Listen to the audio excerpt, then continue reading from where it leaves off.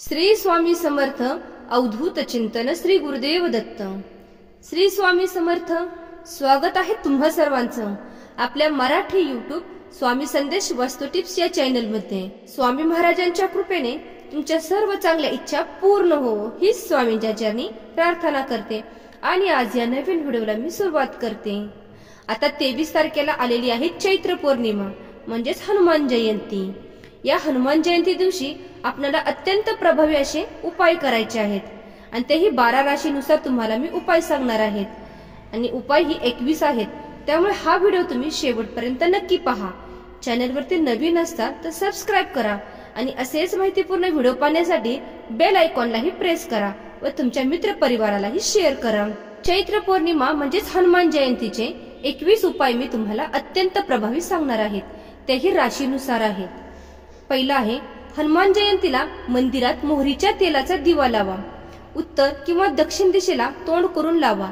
त्यात 2 लवंगा टाका। या दिव्याने हनुमानाची आरती करून हनुमान अष्टक वाचावा। त्याचबरोबर गुलाब किंवा लाल फुलांची माळ किंवा लाल चंदन अर्पण करा। दुसरा आहे, शनी पीडेतून दिलासा मिळण्यासाठी हनुमान जयंतीला उपवास धरा। लाल रंगाचे कपडे परिधान करून मारुतीच्या मंदिरात जा। मंदिरासमोर कुशच्या आसनावर बसून जाईचा तेलाचा दिवा लावा। हनुमान चालीसेचा 11 वेळा पाठ करा। तिसरा आहे, शनी साडेसाती आणि अडचणीतून दिलासा मिळण्यासाठी हनुमानाला सिंदूर चोळा आणि जाईचं तेल अर्पण करा। वडाची 8 पानं काळ्या धाग्यात बांधून त्यावर सिंदुराने राम राम लिहा। ही पानं हनुमानाच्या मंदिरात अर्पित करा। या उपायाने हनुमान प्रसन्न होतात आणि संकटातून सुटकाही करतात। चौथा आहे, हनुमान जयंतीला हनुमानाची पूजा करून त्यांच्या समोर तुपाचा किंवा तेलाचा दिवा लावा। तुपाचा दिवा लावणार असेल तर तुम्ही फुलवात लावा आणि तेलाचा दिवा लावणार असेल तर आपल्या 2 साध्या वाती लावा। त्याचबरोबर 11 वेळा हनुमान चालीसाचे पाठ करा। याने मारुती प्रसन्न होऊन जीवनातील प्रत्येक समस्येपासून मुक्ती मिळते। पाचवा आहे, हनुमान जयंतीला विडा तयार करून हनुमानाला अर्पित करावा। 6वा आहे, या व्यतिरिक्त या दिवशी हनुमान चालीसा, बजरंग बाण, मारुती स्तोत्र पाठ करावं। आहे, धनहानीपासून वाचवण्यासाठी हनुमान जयंतीच्या दिवशी 11 पिंपळाची पाने घेऊन त्यावर श्रीराम नाव लिहावे।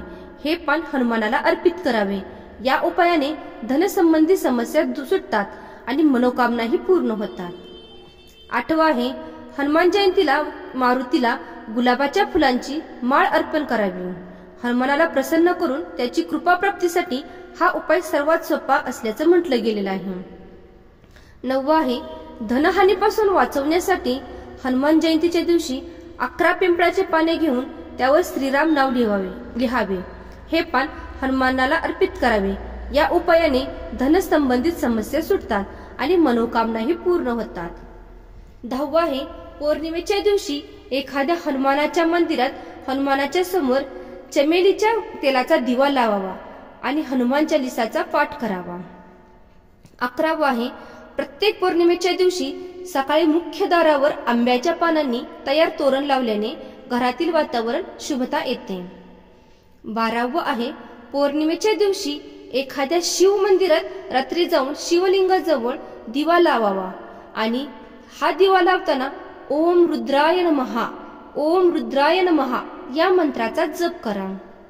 13वा आहे, आर्थिक अडचणीपासून मुक्ती मिळते। हनुमान चालीसाचे पठण केल्याने व्यक्तीला आर्थिक त्रासातून मुक्तता मिळते। जर तुम्हाला कर्जामुळे त्रास होत असेल तर दररोज हनुमान चालीसाचे पठण करावे। असे केल्याने आपली आर्थिक स्थिती सुधारण्यास प्रारंभ होतो। 14वा आहे, हनुमान चालीसाचा पाठ केल्याने व्यक्तीचा आत्मविश्वास वाढतो।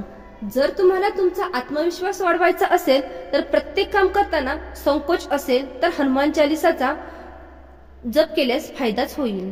15वा आहे, भीतीपासून मुक्ती मिळते। दररोज हनुमान चालीसाचे पाठ केल्याने भीतीपासून मुक्तीही मिळते। आयुष्यात बऱ्याच वेळा एखाद्या व्यक्तीला अगदी छोट्या छोट्या गोष्टीपासून सुद्धा भीती वाटू लागते। हनुमान चालीसाचे पठण केल्याने कशाचीही भीती वाटत नाही। त्याचबरोबर एखादे लहान मूल जर रडत असेल तर त्यावेळेस तुम्ही हनुमान चालीसाचे म्हणावी. जर तुम्हाला म्हणता येत नसेल तर मोबाईलवर किंवा युट्यूब तुम्ही लावले तरीही चालेल. त्यामुळे लहान मूल रडायचे पूर्णपणे थांबते.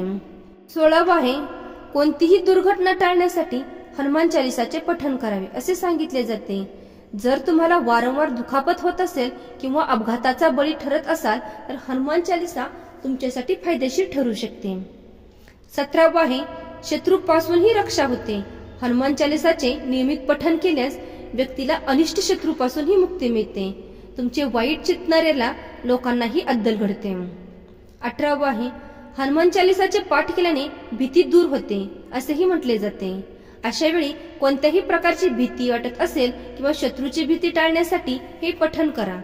काळी जादू, चेटूक, भूत, कोणतीही दुर्घटना किंवा अकाली मृत्यूची भीती घालवण्यासाठी हनुमान चालिसाचा पाठ करा. त्यामुळे तुमची सर्व भीती दूर होऊ शकते. 19 आहे, जर तुम्ही आर्थिक संकटांचा सामना करत असाल आणि कर्ज बुडत असाल तर पिठाच्या 4 बाजूंच्या दिव्यांमध्ये चमेलीचे तेल टाका आणि वडाच्या पानावर नाव लिहा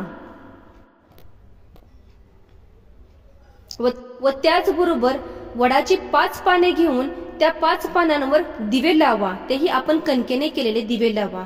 असे किमान 11 मंगळवार करावे किंवा शनिवारी हनुमान मंदिरात जाऊन करावे. 20 आहे, हनुमानाच्या पिठाचा दिवा अर्पण केल्याने शनीच्या बाधाही दूर होतात. हनुमानजींना तुपासह सिंदूर अर्पण केल्याने तुम्हाला भगवान श्रीरामाची कृपा प्राप्त होते. विनाकारण कर्जात बुडत असाल तेही कमी होतात. मंगळवारी उपवास करून हनुमानजींना सिंदूर लावून पूजा करून हनुमान चालिसाचे पाठ केल्यास मंगल दोष शांत होतो. सिंदूर सोबत चमेलीचे तेलही अर्पण करावे. सिंदूर लावल्याने एकाग्रता वाढते आणि दृष्टीही सुधारते. यामुळे सौभाग्यही प्राप्त होते. जो व्यक्ती शनिवारी हनुमानजींना सिंदूर अर्पण करतो त्याच्या सर्व मनोकामनाही पूर्ण होतात. त्याचबरोबर आज आपण पाहणार आहोत राशीनुसार उपाय. मेष राशीने काय करावे तर हनुमानाला लाल रंगाचे वस्त्र आणि शेंदूर अर्पण करावे.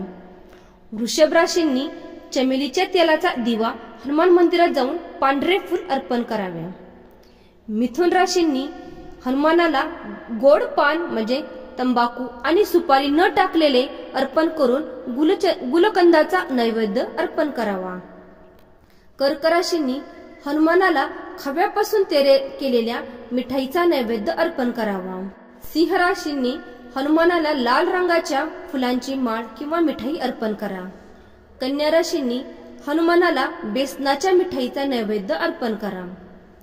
तुळ राशींनी हनुमानाला तळलेले पदार्थ उदाहरणार्थ पुरी, भजी इत्यादी नैवेद्य दाखवा. वृश्चिक राशींनी हनुमानाला मुगाचा हलवा आणि उडदाचे वडे अर्पण करावेत. धनुराशींनी हनुमानाला मोहरीच्या तेलाचे अभिषेक करावा आणि वस्त्र अर्पण करावे. मकर राशींनी हनुमानाला पांढरे फूल आणि लाल वस्त्र अर्पण करावे. कुंभ राशींनी हनुमानाला गुलाबाचे अत्तर अर्पण करावे. मीन राशींनी हनुमानाला लाल झेंडा व चमेलीचे फूल तसेच रुईच्या पानांची माळ अर्पण करावी.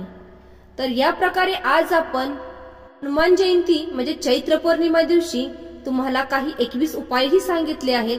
त्याचबरोबर 12 राशीनुसार तुम्हाला काय उपाय करायचे व तुम्ही काय मारुतीला अर्पण करायचे हेही तुम्हाला आज या व्हिडिओमध्ये मी सांगितले आहे. तुम्ही हा व्हिडिओ शेवटपर्यंत पाहिल्याबद्दल सर्वांचे आभारी आहे. तुम्हाला जर हा व्हिडिओ आवडला असेल तर तुमच्या मित्र परिवाराला शेअर करा. चॅनलवरती नवीन असाल तर सबस्क्राईब करा आणि असेच माहितीपूर्ण व्हिडिओ पाहण्यासाठी बेल आयकॉनलाही प्रेस करा. श्री स्वामी समर्थ. अवधूत चिंतन. श्री गुरुदेव दत्तम.